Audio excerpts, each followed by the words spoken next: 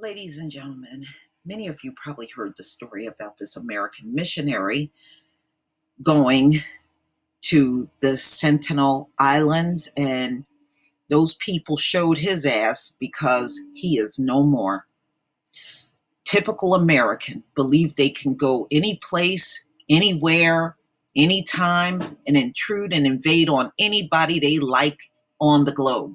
Well, I guess these people showed him otherwise.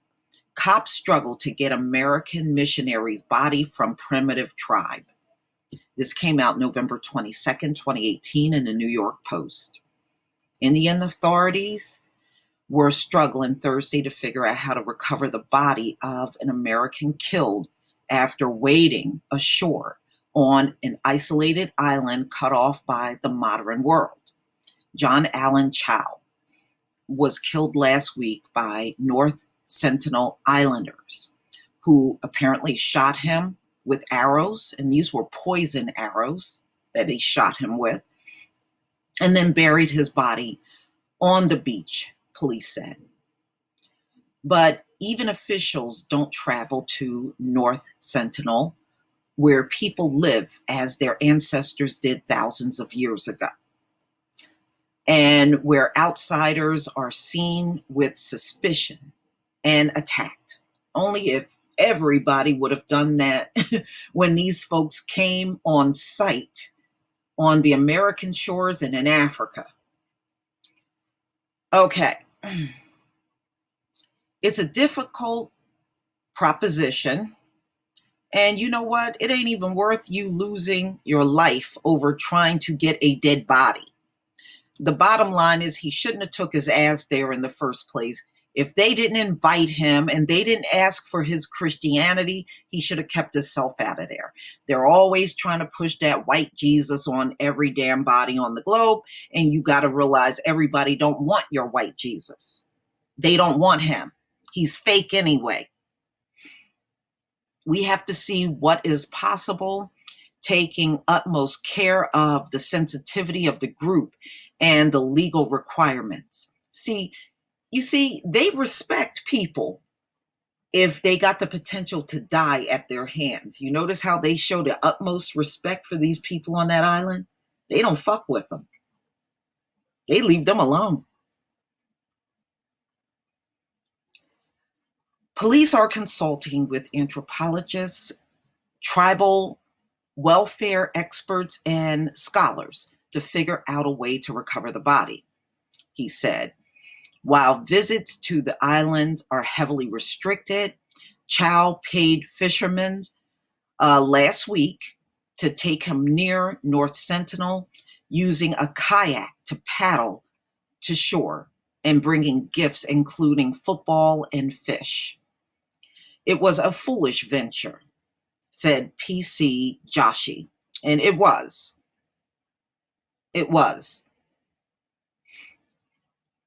All right, so an anthropology professor at Delhi University who has studied the islands, he invited that aggression. So they said these folks are very aggressive,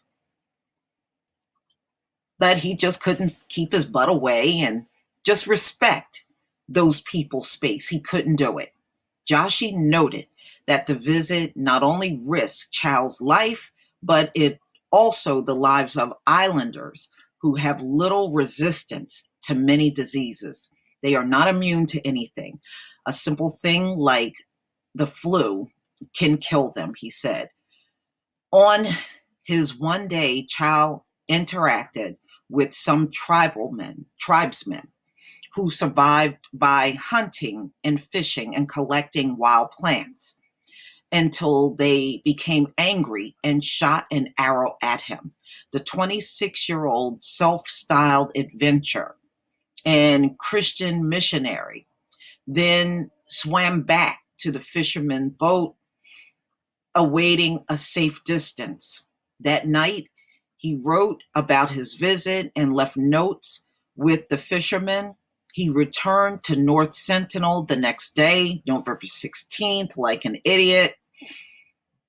What happened then isn't known, but On the morning of the following day, the fishermen watched from the boat as tribesmen dragged Chau's body along the beach and buried his remains. Oh boy. So it looks like the fishermen that took him there were arrested. And he actually paid them money to take him to an island that he ultimately died on. So it looks like Chau hired fishermen for $325 to take him there on a boat. After the fishermen realized Chau had been killed, they left for Port Blair, the capital of the island chain, where they broke the news to Chau's friend, who in turn notified his family. Wow. The family also said they forgave his killers and called for the release of those who assisted him in his quest to reach the islands.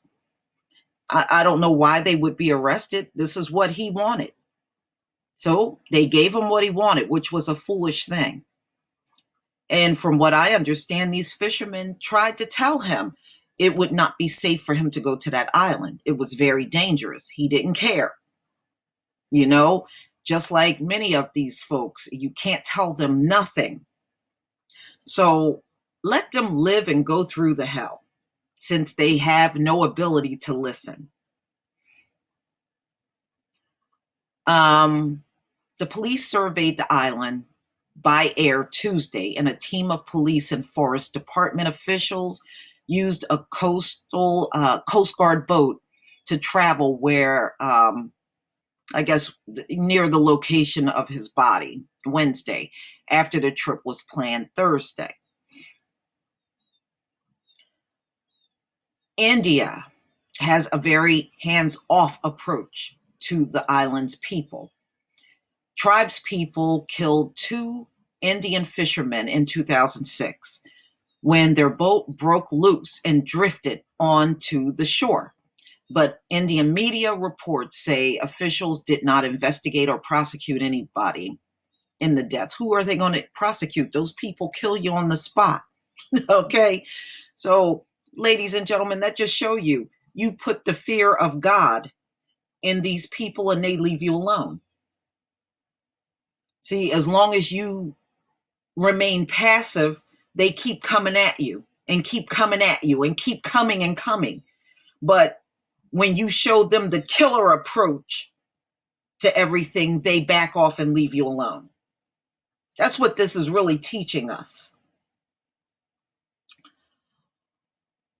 India recently changed some of its rules on visiting isolated regions of Andamans. And while special permits are required, scholars say visits are now theoretic.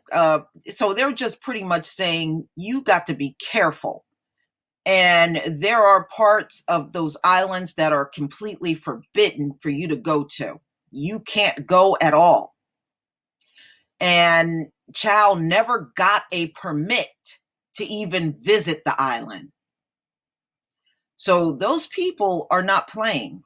If they don't know who you are and they never seen you before, they gonna kill your ass. Plain and simple. Chau had wanted ever since high school to go to North Sentinel to share Christianity with the indigenous people. Well, I guess they didn't want his Christianity, ladies and gentlemen.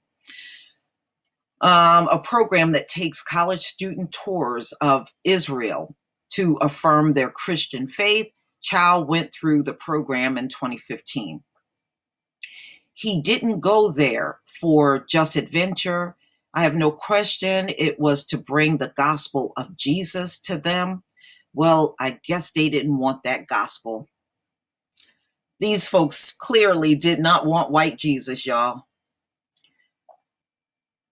Stiver said Chau's last notes to his family on November 16th told them that they might think he was crazy, but that he felt it was worth it, and asked that they not be angry if he was killed. Before attending Oral Roberts University, and by the way, that is a big party university, despite you may think that it's a Christian university. I knew someone that went there. He said there were so many wild parties and sex and everything else going on that campus. Drinking, drugging, and everything else going on at Oral Roberts University. I'm not surprised, but I did know someone back in the day that went there, and they said it was probably more partying at that school than he's seen at any other college. Chau had lived southwest Washington State and went to Vancouver Christian High School. Phone messages left with relatives were not immediately returned Wednesday. So there you go. You know, sometimes people just don't want you in their territory. They don't want you in their space. And unfortunately, the only language they understand, ladies and gentlemen, is exactly what happened to this dude. They don't understand it any other way. But please tell me what you think, ladies and gentlemen. You know, if you would just respect people's space, these things wouldn't happen to you. But he didn't show any respect for those folks when he showed up on the island uninvited. Please leave your comment and subscribe. Don't forget to hit on the notification bell, and I'll see you on the next video. Peace, family.